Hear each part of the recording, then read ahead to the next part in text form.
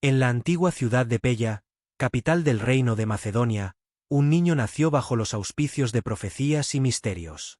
Era el año 356 a.C., y el pequeño Alejandro llegaba al mundo como heredero de un trono en ascenso. Su padre, Felipe II, era un hombre ambicioso y visionario, que había asumido el control de Macedonia algunos años antes. No solo consolidó el poder local, sino que también tenía planes más grandes: unir Grecia bajo su mando. Su madre, Olimpia, era una figura compleja e influyente.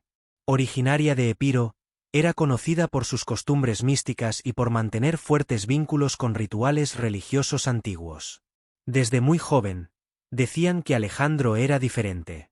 Hay relatos de que, en la noche de su nacimiento, 3 grandes eventos ocurrieron simultáneamente.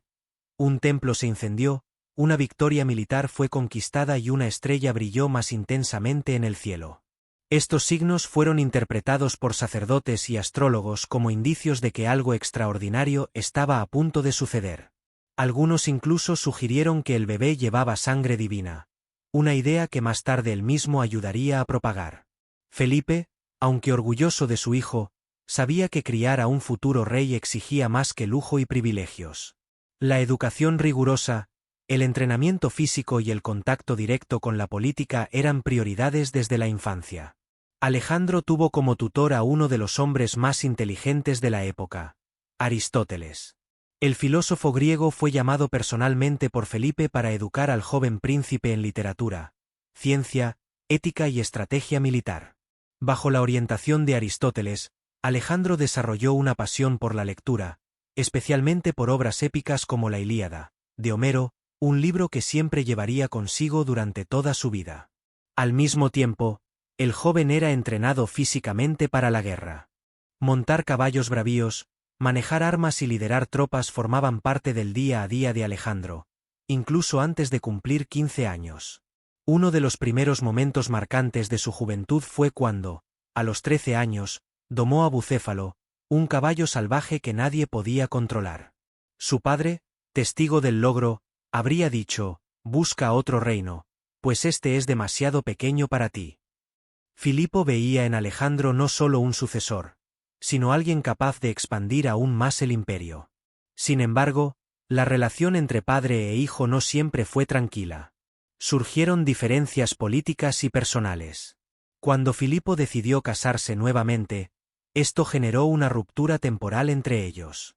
Alejandro y su madre, Olimpia, temían que el nuevo matrimonio pusiera en peligro la posición del joven como heredero legítimo. A pesar de ello, Alejandro permaneció cerca de la corte y siguió de cerca las campañas militares de su padre. En el año 340 a.C., con solo 16 años, fue nombrado regente mientras Filipo partía hacia la guerra. Durante ese periodo, el joven demostró habilidades estratégicas al suprimir una rebelión de la tribu de los Maedos, mostrando que era más que un simple heredero mimado. Pero la vida de Alejandro tomaría un rumbo inesperado en el año 336 a.C., cuando su padre, Filipo II, fue asesinado durante una ceremonia pública. Con apenas 20 años, Alejandro ascendería al trono de Macedonia, iniciando un viaje que cambiaría el mundo para siempre. Con la muerte repentina de su padre, Alejandro se vio en el centro de un torbellino político. Tenía solo 20 años, pero necesitaba probar que era más que un joven rey. Debía ser un verdadero comandante. Muchos nobles y ciudades-estado griegas pensaban aprovecharse de la juventud de Alejandro y declarar independencia. Algunos incluso comenzaron a conspirar contra él, cuestionando su legitimidad como rey de Macedonia. Pero Alejandro actuó rápido. En una reunión de los reinos griegos en Corinto, logró el apoyo de los aliados de su padre y fue nombrado general supremo de la Liga de Corinto, un cargo que le daba autoridad sobre todas las ciudades griegas. Aún así, no todos aceptaron su liderazgo. En la ciudad de Atenas, muchos esperaban que la muerte de Filipo fuera el inicio del fin del dominio macedonio. Mientras tanto, los tebanos, históricamente rebeldes, decidieron poner a prueba los límites del nuevo rey. En el año 335 a.C., menos de un año después de asumir el trono, Alejandro recibió noticias alarmantes. Los tracios e ilirios se habían rebelado al norte de Macedonia, mientras que Tebas se levantaba contra el control macedonio al sur. Sin vacilar, Alejandro partió con sus tropas hacia el norte y derrotó a los tracios en una campaña rápida y eficiente. Luego marchó directamente hacia el sur, sorprendiendo a sus enemigos con su velocidad y determinación. Al llegar cerca de Atenas, supo que los tebanos habían capturado a algunos de sus hombres, acusándolos de espionaje. Era un desafío directo a su autoridad, y no lo dejaría pasar. Alejandro rodeó Tebas con sus fuerzas, y tras un violento enfrentamiento, conquistó la ciudad. Fue una victoria brutal. Miles de tebanos fueron vendidos como esclavos y la ciudad casi completamente destruida.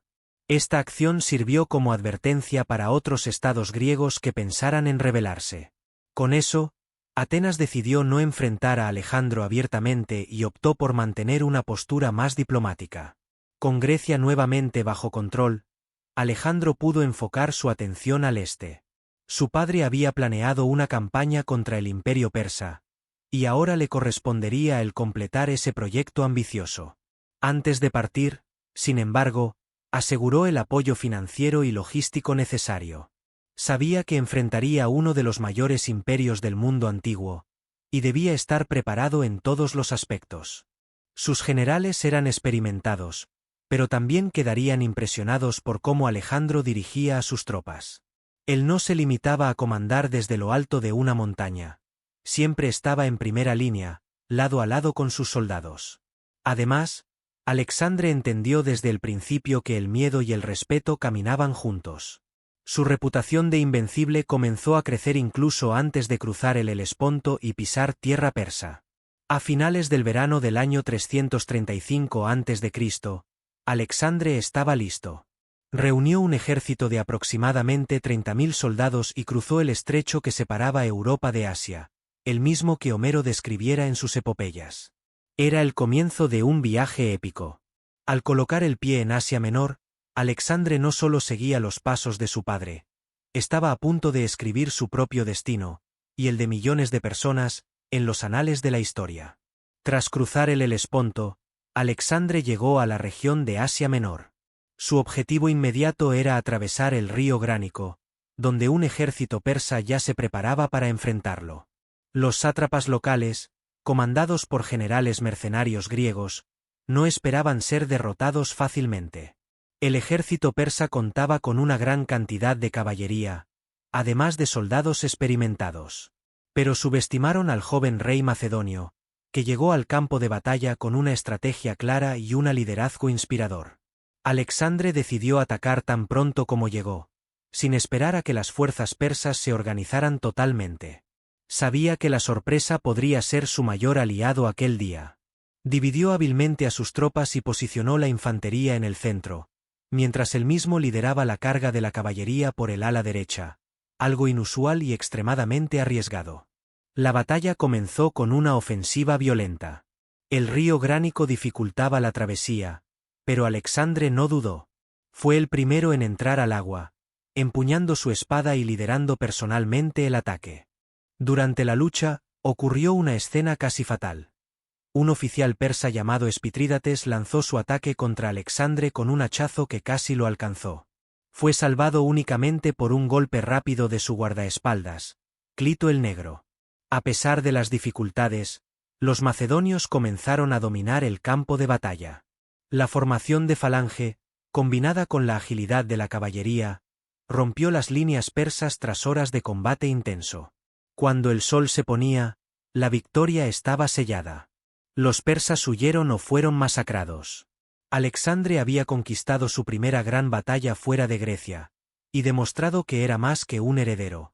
Era un verdadero general. En lugar de perseguir a los sobrevivientes, ordenó que los cuerpos de los enemigos fueran recogidos y enterrados con respeto. Quería mostrar que venía como libertador, no como opresor. Después de la batalla, el camino hacia Jonia quedó abierto.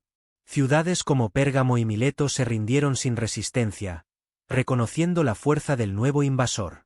Pero no todas las decisiones de Alexandre fueron bien vistas. En Mileto, eligió destruir la flota local, aunque sabía que esto debilitaría su capacidad naval frente al poderoso imperio persa. Creía que, para vencer a los persas, necesitaba controlar el corazón de las tierras, no solo los mares. Además, temía que dejar barcos en manos de las ciudades pudiera traer futuros problemas. Con el sur de Asia Menor bajo control, continuó avanzando, dejando guarniciones leales y estableciendo alianzas estratégicas. Cada paso parecía confirmar su fama de destino grandioso. Pero aún no había visto lo peor. A medida que avanzaba hacia el interior, la noticia de su victoria en el Gránico se difundía. Y en el palacio de Susa, el verdadero enemigo, el rey persa Darío III, ya planeaba su respuesta. Tras su victoria en el Gránico, Alexandre no necesitó luchar por Babilonia. La ciudad simplemente abrió sus puertas y lo recibió como libertador. Era el fin del dominio persa y el inicio de una nueva era. Al acercarse a la antigua capital de Mesopotamia, Alexandre quedó impresionado con la grandiosidad de las murallas que rodeaban la ciudad. Se dice que eran tan anchas que podían soportar el cruce de 2 carros lado a lado. Babilonia había sido uno de los grandes centros del mundo antiguo. Allí, Nabucodonosor II construyera los famosos jardines colgantes, una de las 7 maravillas del mundo antiguo, y gobernara con mano firme siglos antes. Los babilonios estaban cansados del control persa y vieron en Alexandre no solo un conquistador, sino alguien que podría traer estabilidad y respeto a su historia milenaria. Cuando entró en la ciudad, Alexandre fue recibido con celebraciones y ofrendas. Los sacerdotes locales lo saludaron como un nuevo rey, cumpliendo rituales ancestrales que simbolizaban su aceptación como gobernante legítimo. Ordenó que nada fuera robado o dañado. A diferencia de otras ciudades que sufrieron invasiones, Babilonia permanecería intacta, preservando su patrimonio cultural y religioso. Durante su estancia, Alexandre decidió quedarse unos días en la ciudad. Visitó templos, caminó por las calles movidas y observó al pueblo, fascinado por la riqueza y organización urbana de Babilonia. Uno de los momentos más simbólicos ocurrió cuando visitó el templo de Marduk, el principal dios local. Allí realizó ofrendas y participó en ceremonias tradicionales, demostrando respeto hacia las tradiciones mesopotámicas.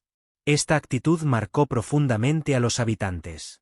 Alexandre no venía como un extranjero opresor. Venía como un líder que entendía la importancia de la cultura local y deseaba integrarla en su imperio. Durante su estancia, también inició reformas administrativas. Nombró nuevos gobernadores y aseguró la continuidad de los impuestos y sistemas legales existentes, evitando choques culturales innecesarios. Sin embargo, no todos en su ejército estaban de acuerdo con sus políticas de tolerancia. Algunos generales griegos consideraban que las costumbres orientales eran débiles y cuestionaban su creciente admiración por el estilo de vida asiático. A pesar de ello, Alexandre mantuvo su visión. Creía que para gobernar tantos pueblos diferentes, tendría que adaptarse a ellos, sin imponer únicamente la cultura griega. Antes de partir, hizo restaurar el templo de Esagila, dedicado a Marduk, y ordenó mejoras en los canales e infraestructura de la ciudad. Fue un gesto político y espiritual.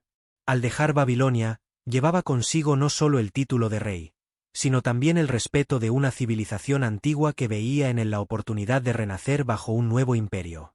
Su próximo destino era Susa, seguido por Persépolis, la verdadera capital del imperio persa. Y allí, entre palacios dorados y tesoros acumulados durante siglos, viviría un momento de pura destrucción y pasión histórica. Tras pasar por Susa sin encontrar resistencia, Alexandre llegó al corazón del imperio persa, Persépolis. Era allí donde el poder real había sido ejercido por generaciones, y donde sellaría definitivamente el fin de la dinastía aqueménida. Al acercarse a la ciudad, encontró los portones abiertos. Igual que en Babilonia, los gobernadores locales no intentaron resistir. Sabían que la era de los reyes persas estaba llegando a su fin. Entrando en los vastos jardines y patios del complejo real, Alexandre quedó impresionado con la grandiosidad del lugar. Columnas altísimas, esculturas detalladas y techos dorados contaban la historia de un imperio que había dominado el mundo durante siglos. Allí tuvo acceso a los tesoros acumulados por los reyes persas durante más de 200 años. Relatos antiguos estiman que el oro y la plata encontrados en Persépolis equivaldrían hoy a miles de millones de dólares. Pero no todo fue tranquilo en esta conquista.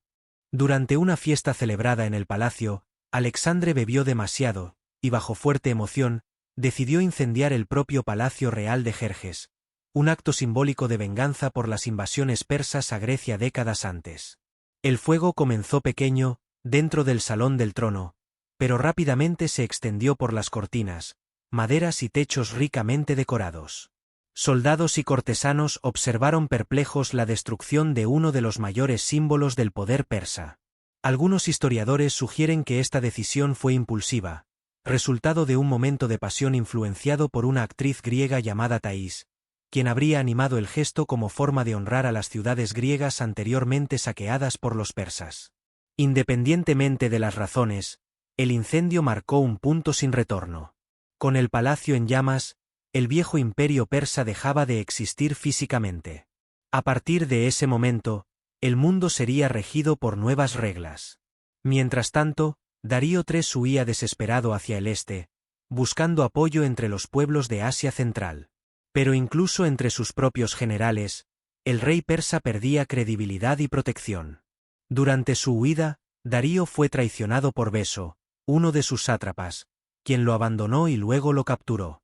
El antiguo rey fue encontrado por soldados macedonios ya herido y murió en brazos de Alexandre, quien prometió castigar a sus asesinos.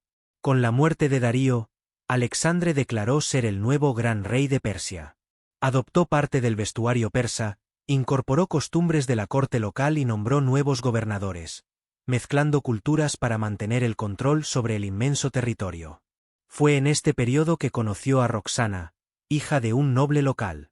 Encantado por su belleza e inteligencia, decidió casarse con ella, consolidando alianzas políticas y emocionales con los pueblos orientales.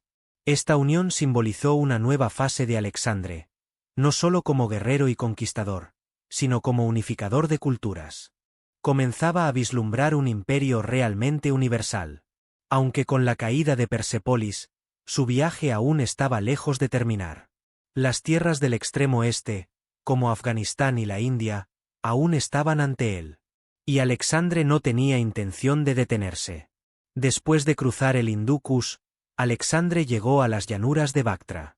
Esta región montañosa y árida fue un nuevo desafío para su ejército, pero también una oportunidad para establecer nuevas alianzas. La población local veía a los extranjeros con desconfianza, y resistirse parecía ser el único camino. Pero Alexandre sabía que no podía gobernar solamente por la fuerza. Comenzó a adoptar una política de integración. Nombró nuevos gobernadores locales, ofreció cargos a nobles bactrianos e incentivó matrimonios entre griegos y orientales. Fue en este contexto que se casó con Roxana, hija de Oxiartes, un líder local. El gesto fue tanto político como emocional. Alexandre se había enamorado de ella durante una de las celebraciones en la ciudad. Este matrimonio simbolizó una nueva fase del imperio. No solo la conquista, sino también la unión entre culturas diferentes. Para muchos macedonios, sin embargo, esta cercanía con las costumbres orientales era difícil de aceptar. Uno de los momentos más tensos ocurrió cuando Clito, el Negro, un viejo amigo y héroe de varias batallas, criticó abiertamente las decisiones de Alexandre durante un banquete. La discusión terminó trágicamente. Alexandre mató a Clito con sus propias manos. El episodio conmocionó al ejército e incluso al propio Alexandre. Quedó días sin hablar, sumido en remordimiento. Fue una señal de que la presión del poder, la soledad y la ambición comenzaban a pesar sobre él. A pesar de todo, Alexandre siguió adelante. Organizó guarniciones en ciudades estratégicas, construyó nuevas fortificaciones y continuó expandiendo su influencia más allá de Bactriana, rumbo a la India. Había oído historias sobre esas tierras distantes, elefantes gigantescos, reinos prósperos y reyes guerreros que desafiaban a cualquier invasor. Y eso solo aumentaba su deseo de continuar. Antes de cruzar las fronteras indias, Alexandre dejó claro: quería que los pueblos que dominaba se sintieran parte de algo mayor. No solo súbditos, sino ciudadanos de un imperio unificado por ideales comunes.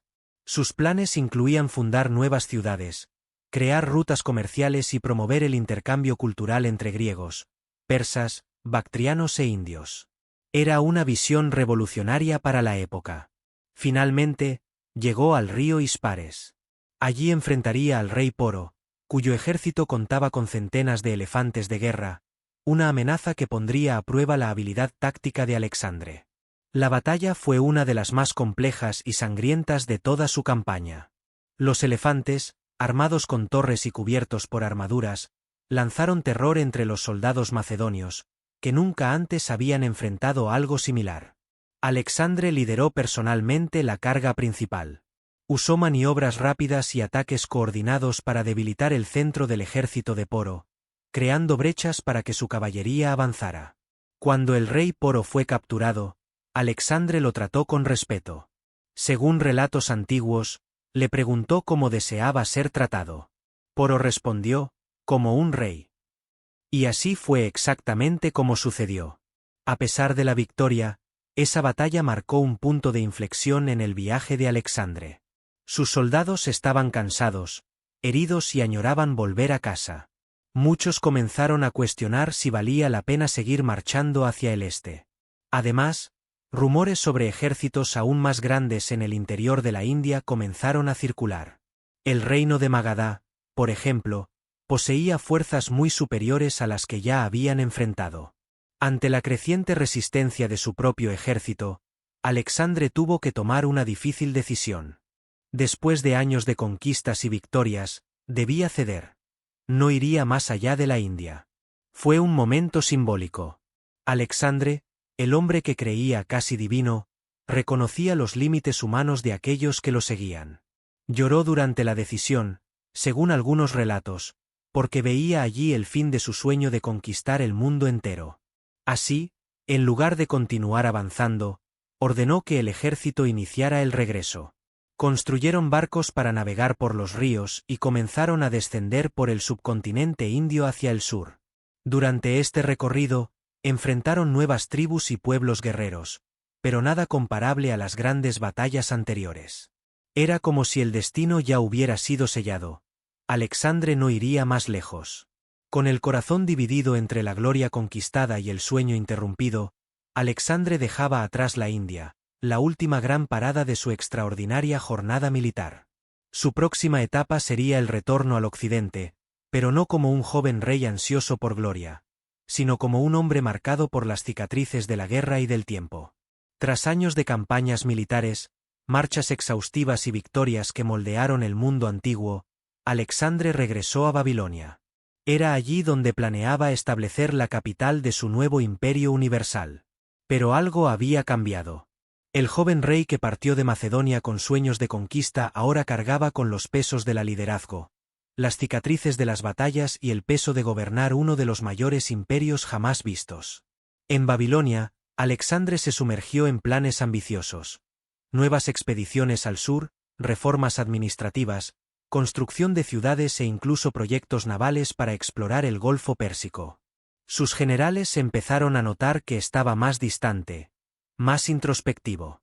A veces pasaba horas solo en el templo o en largas conversaciones con sacerdotes, como si buscara respuestas sobre su destino. A principios del año 323 a.C., durante un banquete con amigos y oficiales, Alexandre comenzó a sentir una fiebre intensa. En los días siguientes, su estado empeoró rápidamente. Algunos decían que era malaria, otros hablaban de envenenamiento. Durante 2 semanas, resistiu valentemente. Incluso enfermo, aún daba órdenes, recibía informes y trataba de mantener el control del imperio.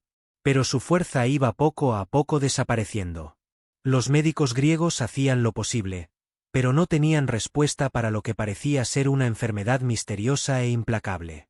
Algunos creían que era fiebre tifoidea, otras teorías apuntaban a disentería o intoxicación por arsénico. Cuando sus generales fueron llamados a su presencia, preguntaron quién heredaría el trono. Alexandre habría respondido solo, al más fuerte. Una frase que abriría las puertas a décadas de guerra entre sus propios comandantes. En la madrugada del 11 de junio de 323 a.C., Alexandre, el Grande, falleció. Tenía apenas 32 años. Su cuerpo fue embalsamado y preparado para un viaje que duraría siglos, literalmente. Babilonia lloró la muerte de su rey.